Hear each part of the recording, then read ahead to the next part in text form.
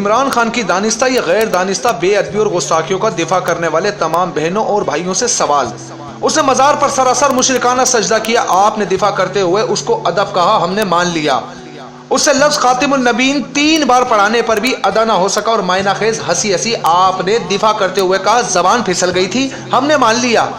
اس نے کہا کہ میں اللہ کو ہدایت کرتا ہوں، آپ نے دفاع کرتے ہوئے کہا اس کا یہ مطلب نہیں تھا، ہم خاموش ہو گئے۔ اس نے کہا عیسیٰ علیہ السلام کا تاریخ میں ذکر نہیں ملتا، کم ملتا ہے، آپ نے دفاع کرتے ہوئے کم علمی کہا، ہم نے مان لیا اور ہم خاموش ہو گئے۔ اس نے کہا رسول اللہ صلی اللہ علیہ وآلہ وسلم نے ایک بار کہا کہیں میں پاگل تو نہیں ہو گیا، آپ نے دفاع کرتے ہوئے پھر کم علمی کا کہا، ہم خاموش ہو گئے۔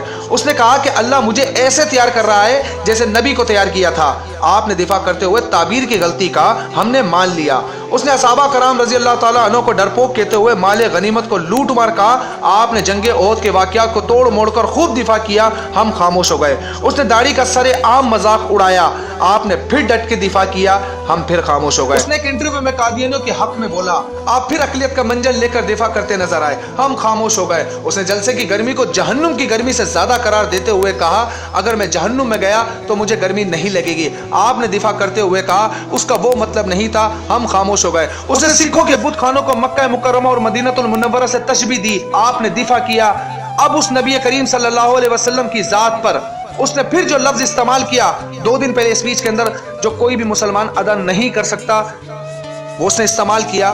آپ شخصیت پرستی میں اتنے اندھے ہو چکے ہیں، پھر دفاع کرنے لگ گئے، ان للہ و انا الیہ راجعون۔ اب سوال یہ ہے کہ یار کیا آپ مسلمان ہیں؟ اگر جواب ہاں میں ہے تو پیاری بہنوں اور بھائیوں، خدا کے لیے سیاست کو 1 منٹ سائڈ پر رکھتے ہوئے ہم سب صرف مسلمان بن کر سوچیں کہ عمران خان کی ان تمام دانستہ اور غیر دانستہ غلطیوں کو ایک نارمل اور باشعور مسلمان درست سمجھ سکتا ہے؟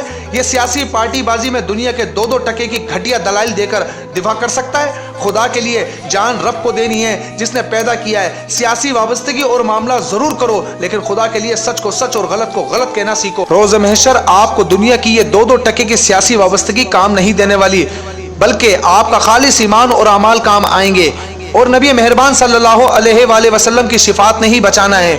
اور یہ تو محشر کی بات ہے، جب قبر میں رسول اللہ سے ملاقات ہوگی اور سوال ہوگا ما کنت تقول فی ھذا الرجل، خدا نہ کرے اگر سرکار نے منہ پھیر لیا اور یہ کہہ دیا تو دنیا کے اندر اپنے لیڈر کا دفاع کر رہا تھا، جب میری ذات پر انگلیاں اٹھائی جا رہی تھی تو اس کا دفاع کر رہا تھا، میرے حق میں نہیں بولا۔ خدا نہ کرے کسی کے ساتھ یہ معاملہ ہو، اللہ رب ذوالجلال ہم سب کو اپنی پناہ میں رکھے۔ جزاک اللہ و خیرہ۔ میری اس ویڈیو کو دیکھنے کے بعد کھلے ذہن سے سوچیے گا ضرور اور اس کے بعد دعا ضرور کیجیے کہ اللہ مجھے اور آپ سب کو اور ہم سب کو ہدایت نصیب